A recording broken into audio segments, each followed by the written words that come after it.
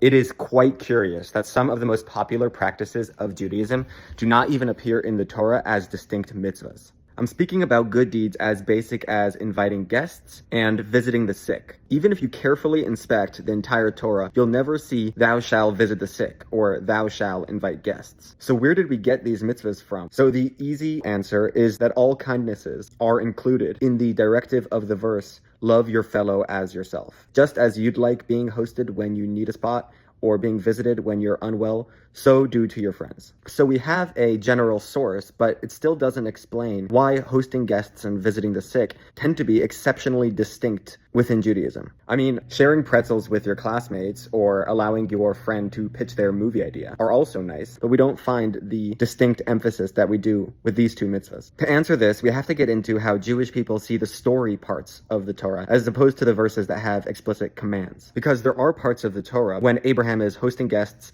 and when Abraham is visited while recovering from his circumcision, which would indicate that these specific acts are exceptionally good deeds. But how do we look at stories? If someone did something, does that mean that it's a concrete, specific mitzvah for us? Of course not. Otherwise, we would be busy reenacting all the aspects of the Torah, spending 40 years in the desert, attempting to split seeds, and successfully hitting rocks. However, there are parts of the Torah narrative upon which we have a tradition or a rabbinic enactment that these areas are areas that we should extract a concrete mitzvah from. As is the case with the mitzvahs of visiting the sick and hosting guests, the rabbis pointed to these parts of the Torah and said, here are sections that we should derive a concrete mitzvah from. So they're really a product of a combination between the written and oral traditions. That's enough talking. Now go do the mitzvahs.